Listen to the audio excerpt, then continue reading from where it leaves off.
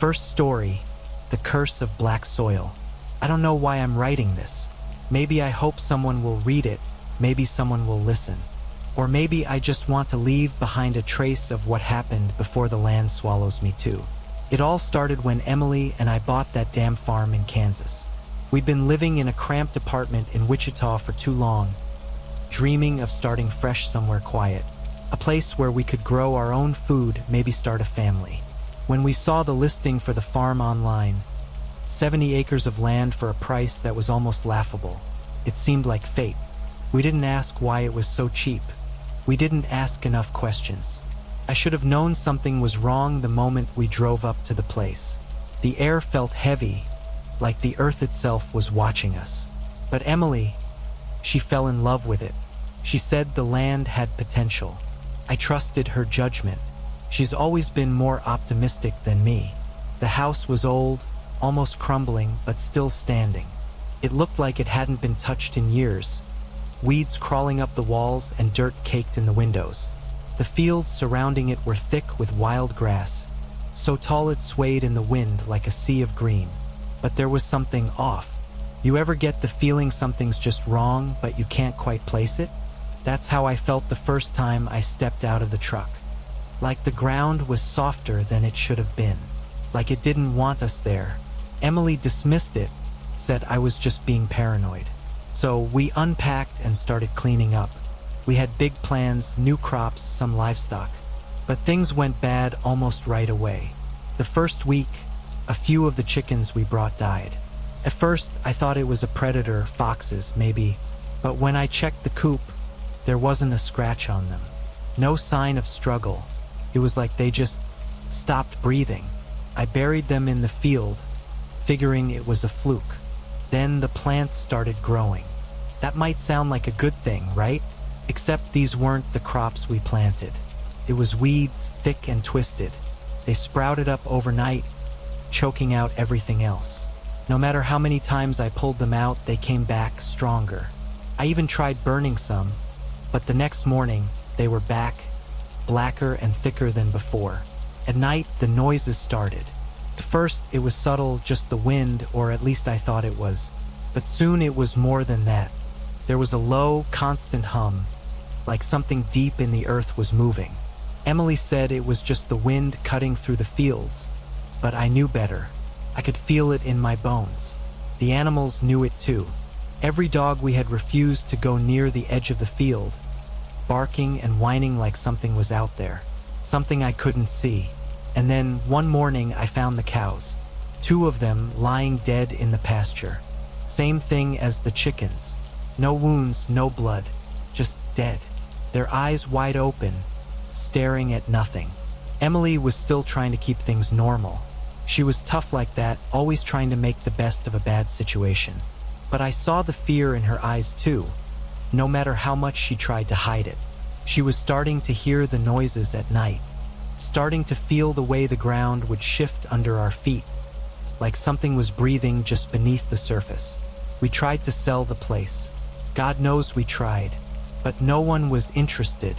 Every time we listed the property, people would show up, take one look around, and leave without saying a word. Some wouldn't even get out of their cars. It was like they knew. Maybe they'd heard the stories. Stories I wish we had known before we signed the papers. Then came the night that changed everything. It was late, maybe 2 or 3 in the morning. I woke up to the sound of the door slamming open. Emily wasn't in bed. I heard her voice, distant, calling from the field. I ran outside, and that's when I saw it. Emily standing out in the middle of the field, her hands outstretched, sinking into the earth.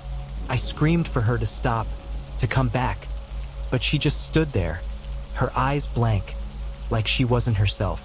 The ground around her was soft, like mud, pulling her down. I ran toward her, but the earth, it moved. I swear to God, it moved. The field rippled like something alive, swallowing her feet, her legs. She didn't fight. She didn't even scream. She just disappeared. The last thing I saw was her hand, vanishing into that cursed black soil. I spent the rest of that night standing in the same spot, waiting for her to come back. But she never did. I haven't left the farm since. I tried to, packed a bag, threw it in the truck, but when I turned the key, nothing happened. The truck was fine the day before. Now it won't even start. The phone line's dead. Even if I wanted to walk out, I know I wouldn't make it. The ground, it won't let me go. I've stopped fighting it. I've accepted that I'll be next, just like the ones before us. I found old records, names of past owners. They all disappeared just like Emily. I guess now I understand why. So, if you're reading this, do yourself a favor, stay away from the farm on Route 37. The land doesn't want you. It never did. And once you're here, you never leave. Second story, the Whispering Barn. When we first inherited the farm in rural Ohio, I thought it would be a fresh start for all of us. A place to get away from the rush of city life and reconnect as a family. The property had been in my wife Emma's family for generations, but it had been abandoned for decades. The house was old, the fields overgrown, but there was something peaceful about it, at least at first. Our two kids, Lily and Josh, were excited to explore the land. We spent the first few weeks cleaning out the old farmhouse, repairing the roof and clearing debris from the fields. Everything seemed to be going smoothly, but there was one part of the property that we hadn't touched yet. The barn. It was tucked away at the edge of the field, half hidden by tall grass and old trees. From the outside, it looked ancient, like it had been forgotten long before the rest of the farm. Thick, rusted chains and old padlocks secured the large wooden doors, and it gave off a feeling like it didn't want to be disturbed. I told myself it was just an old building, nothing more, but every time I glanced at it, I felt a strange unease in the pit of my stomach. One Saturday, curiosity got the better of us. After weeks of skirting around the barn, we decided to open it up. The locks crumbled easily under a crowbar, and as we pushed the heavy doors open, a thick wave of musty air escaped, like it had been sealed for decades. Inside, the barn was packed with old, rusted tools, plows, scythes, and farm equipment from another era. At the far end of the barn, stacked in piles, were stacks of yellowed papers. Letters, as it turned out. They were strange, though, each one covered in symbols and ciphers that didn't make any sense. We joked about decoding them, thinking maybe it was just some long-lost farmer's idea of keeping notes secret. Then the whispers started. It was Tom, my husband, who first heard them. It was late one night, a couple of weeks after we'd opened the barn. I had already gone to bed, but Tom had stayed up late, reviewing plans for a fence we were putting up around the chicken coop. He came into the bedroom, his face pale, and whispered, "Did you hear that?" "Hear what?" I asked, half asleep. "The barn. It's whispering." I laughed it off, figuring it was just the wind. After all, the place was old, creaky, and barely standing. But over the next few nights, he kept hearing it. A soft, persistent whisper, just low enough that you couldn't make out the words but impossible to ignore. Then the animals started getting sick. First, it was the chickens. One by one, they stopped laying eggs, huddling in the corners of the coop as if they were trying to hide from something. Then our dog, Max, refused to go near the barn. He'd whine and cower whenever Tom walked toward it, his eyes wide with fear. It was like the whole property was suffocating under a growing tension. The air was heavy, thick with an unseen presence. Tom became obsessed. Every night he'd go outside, staring at the barn, listening to the whispers. Sometimes I'd catch him standing in front of the doors, head cocked like he was trying to decipher whatever it was saying. I begged him to stay away, but he wouldn't listen. He became more distant, more irritable, like something was pulling him deeper into whatever was happening out there. One night, I woke up to find him gone. His side of the bed was cold, and when I looked out the window, I saw him walking toward the barn, a flashlight in hand. The whispers were louder now, almost audible even from inside the house. "Tom!" I shouted, running after him.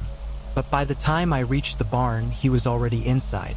The moment I stepped through the doors, everything went cold. The flashlight was lying on the ground, flickering weakly, but Tom was gone.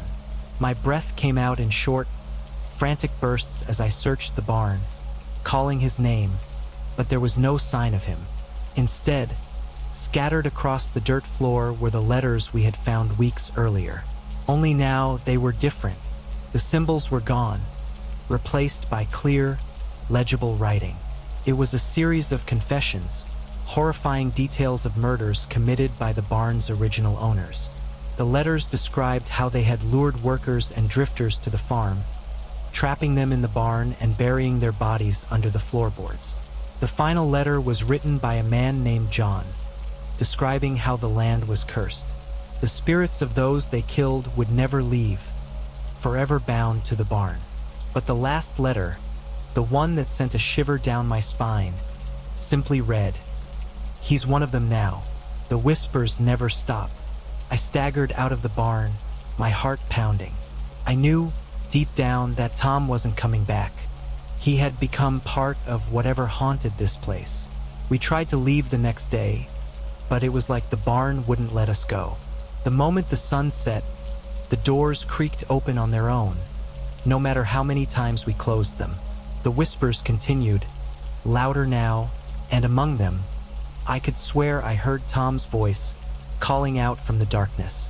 We left the farm as quickly as we could, abandoning the house, the barn, everything. But even miles away, in the dead of night, I still hear the whispers. And every time I hear Tom's voice, calling for me to come back. Whatever is in that barn, it isn't done with us yet. Third story, the Scarecrow Farm. When we got the call that we'd inherited a farm from some distant uncle we barely remembered, neither Lily nor I knew what to think. It was strange. He had never been close to us or our parents. But after our parents passed and the city became too suffocating, the idea of moving somewhere remote, starting fresh, didn't seem so bad. A farmhouse in rural North Carolina sounded like the perfect escape. We packed our things and made the drive, hoping for a change. The GPS lost signal long before we reached the property, forcing us to rely on written directions and instinct. When we finally pulled up, the place wasn't exactly what we had pictured. The house was a wreck, weathered wood, peeling paint, windows cracked and clouded by years of neglect. The whole structure seemed to sag under the weight of time. But it wasn't the house that caught our attention. It was the scarecrows. Rows upon rows of them dotted the fields surrounding the house, far more than any farm should need. There must have been at least 50, standing motionless with their arms outstretched, dressed in tattered clothes. At first glance, they looked normal, but something about them made my skin crawl. They were too detailed. The faces, though worn and faded, had an unsettling realism. Each scarecrow seemed to have its own expression, its own story, frozen in time. Creepy, right? Lily said, half joking but clearly uneasy. Yeah, I muttered, trying to shake off the feeling. Just old scarecrows. Let's get inside. The house, though in ruins, was livable after some cleaning. We spent the next few days fixing things up, settling into a routine. But Lily couldn't stop talking about the scarecrows. She'd stare out the window at them, her brow furrowed in thought. They're weird, Jason. They look too real.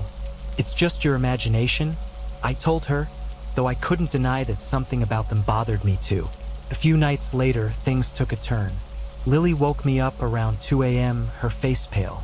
I had a dream, she whispered, her voice shaky. The scarecrows. They were moving, walking through the fields, coming toward the house. I sighed, trying to calm her down. It's just a dream, Lily. The scarecrows aren't moving. You're just freaked out because the place is new. But the next morning, as we made our way outside to start cleaning up the barn, Lily froze. She pointed toward the field, her hand trembling. That one. It wasn't there yesterday. I followed her gaze to one of the scarecrows standing near the edge of the field. At first, I thought she was mistaken, but then I felt a strange chill run down my spine. The scarecrow was out of place. It was closer to the house, as if it had been moved. I tried to brush it off, telling myself that maybe I hadn't noticed its position before. But Lily wasn't convinced. "Jason, something's wrong here. I know what I saw." I told her we'd check the scarecrows later, but for now we had work to do. The day passed in a haze, with both of us too unsettled to get much done.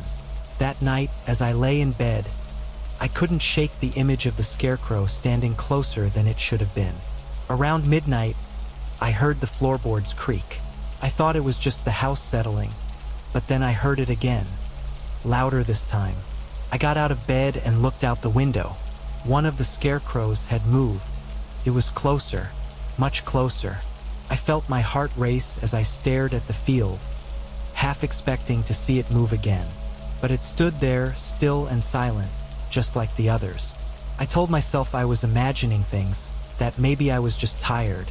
But then I heard a soft knock at my door. It was Lily. "We need to get rid of them," she whispered. "Burn them. All of them." I wanted to argue, to tell her she was being ridiculous, but the fear in her eyes mirrored my own growing unease. Something wasn't right. We couldn't explain it, but we could feel it. So the next day we gathered supplies, gasoline, matches, and prepared to do what felt like the only logical thing: destroy the scarecrows. By the time the sun began to set, we had drenched the closest ones in gasoline, the fumes sharp in the cool evening air. I hesitated for a moment, but Lily's urgency pushed me forward. "Do it, Jason," she said, her voice tight with fear. "Before it's too late." I struck the match and tossed it. The fire caught instantly, flames roaring to life, consuming the old straw and tattered clothes. As the scarecrows burned, the flickering light revealed something I hadn't seen before, something I wish I hadn't. The faces beneath the straw were not made of cloth. They were skin, mummified, shriveled faces, human faces. The realization hit me like a punch to the gut. These weren't just scarecrows.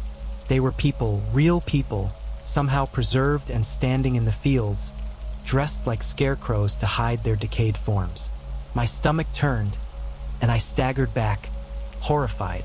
Lily was frozen beside me, her face ashen. What is this?" I didn't have an answer, but as the fire raged, something even more terrifying happened. The house door swung open on its own, creaking on its rusted hinges. We looked at each other, and against my better judgment, we went inside.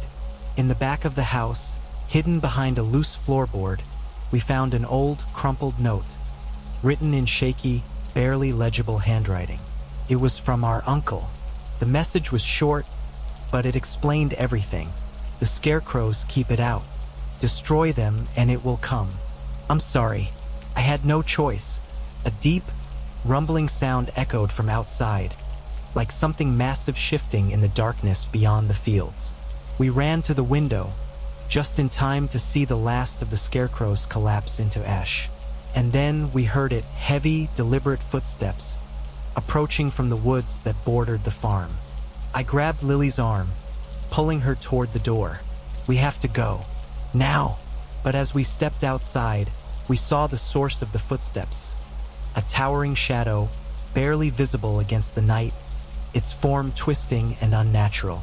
It was moving toward us, slow but relentless, its heavy steps shaking the ground. We ran. We didn't stop running. And even now, I'm not sure what we unleashed that night. But I know one thing: burning those scarecrows was a mistake. Because whatever was out there, whatever the scarecrows had been keeping at bay, it's free now, and it's coming for us. Fourth story: the house that never rests. When Clara and I bought the old farmhouse on the outskirts of Vermont, we thought we were escaping the chaos of the city. We envisioned quiet mornings, the kids playing in the wide-open fields, and peaceful nights by the fire. The house itself was beautiful, centuries old, with creaking wooden floors and a stone foundation that gave it an air of permanence. We thought it was perfect.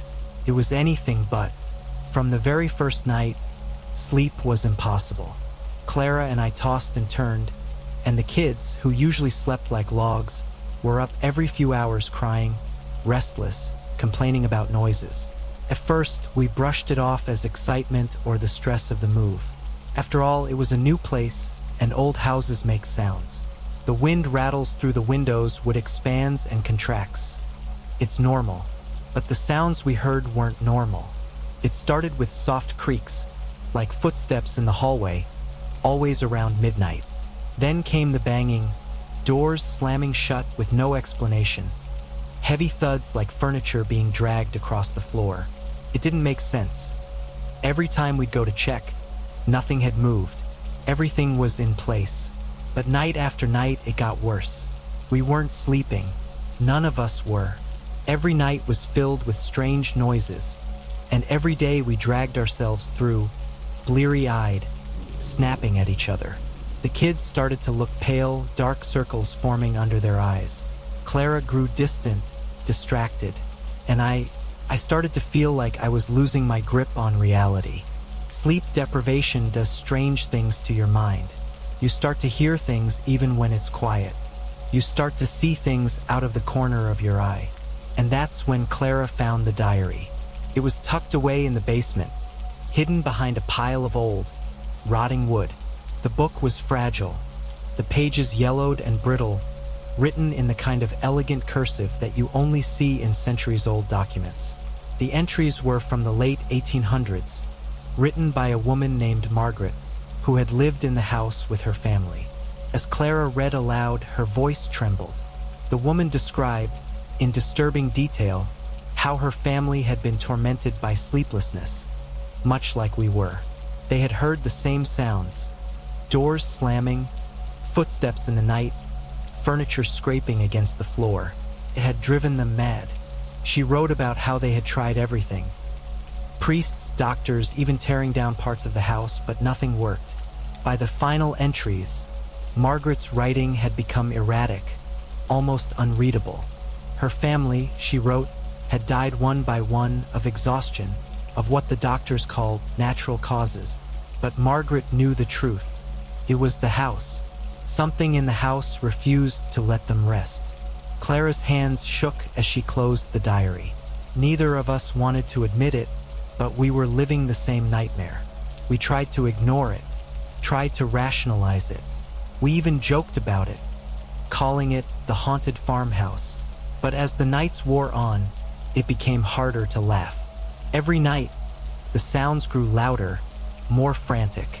The slamming doors were violent now, shaking the walls, and the dragging sounds seemed to come from inside the very structure of the house. Like something or someone was trapped within the walls, moving furniture we couldn't see. The worst part was none of us could sleep, ever, not even for a moment. The exhaustion was unbearable. My head constantly pounded, and my vision blurred. I couldn't think straight.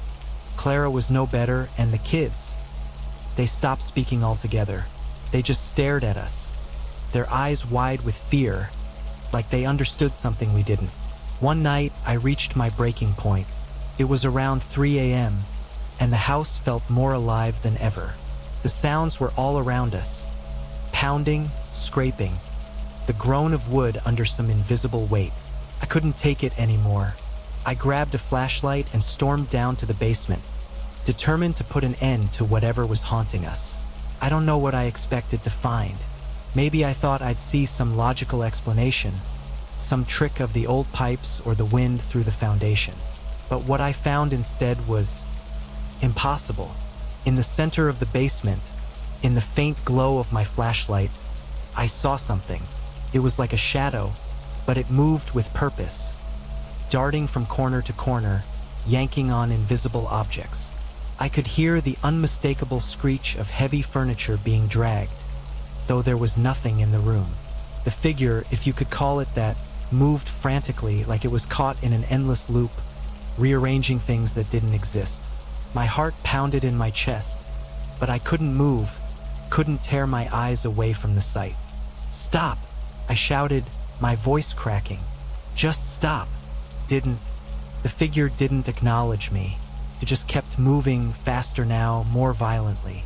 The noises upstairs grew louder, doors slamming over and over again, the walls shaking with the force of it all. It was like the house was coming apart at the seams. In a fit of desperation, I ran back upstairs, grabbed a can of kerosene from the garage, and doused the basement. If I couldn't stop it, I'd destroy the whole damn house. I lit a match and threw it onto the floor, watching as the flames erupted and spread. The house burned fast. Too fast. Clara grabbed the kids, and we ran outside, standing in the field as we watched the fire consume everything we'd worked for. The heat was intense, the flames bright against the dark Vermont sky. But as I stood there, panting, feeling the adrenaline drain from my body, I realized something. The sounds hadn't stopped. Even as the house was swallowed by fire, I could still hear them, the dragging, the slamming. It was faint, buried beneath the roar of the flames, but it was there. And in that moment, I understood. It wasn't the house. It was something else. Something that lived in the very air around us. The fire department came, but it was too late. The house was gone, reduced to ash. But we survived. Clara, the kids, and I, alive but not safe. Not by a long shot. That night, we checked into a motel a few miles away, hoping to finally get some rest. But as soon as we settled in, the noises started again. Faint, at first, just a soft creak in the floorboards, the distant sound of a door closing. But it was unmistakable. The sound had followed us. And now, no matter where we go, no matter how far we run, it never stops. The house is gone, but the torment remains. We are never going to rest again. Fifth story, The Harvest of Shadow. I grew up on a farm in the middle of nowhere, Nebraska to be exact. The kind of place where the horizon stretches on forever and the wind carries the scent of corn and earth for miles. My father, Henry, and I lived a quiet life, just the two of us. The land had been in our family for generations, passed down from my grandfather, who had always said, "The land will take care of us, as long as we take care of it." This year, though, something strange happened. It started in late summer. A terrible drought swept through the region, and soon after, crops all around our county began to wither and die. Farms that had once flourished with tall stalks of corn and golden wheat turned to fields of brittle husks and dust. But not ours. Our farm remained untouched.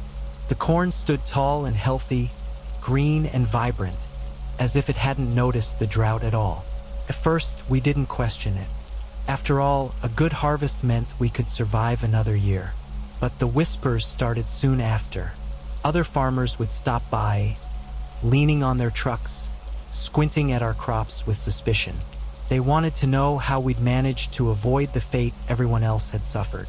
My dad would smile, shrug, and say something about luck or hard work, but I could tell he was uneasy. Something wasn't right. The local government even sent a couple of investigators out to inspect the land.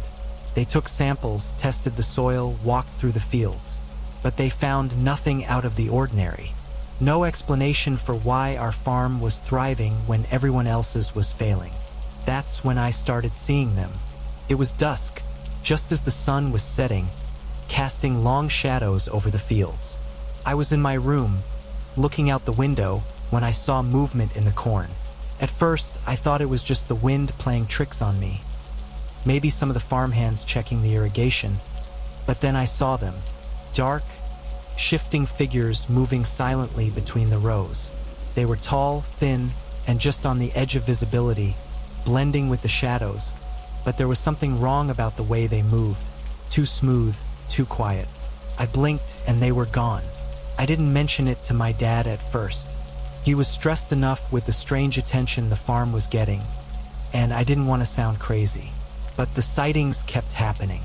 Every night, like clockwork, the figures appeared, pacing through the cornfields just as the last light faded.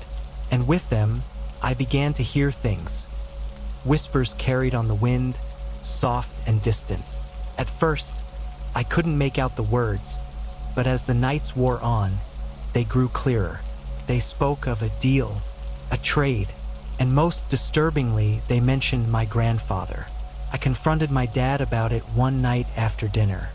I told him about the figures, the voices, everything I had seen. I expected him to laugh it off, tell me it was just my imagination.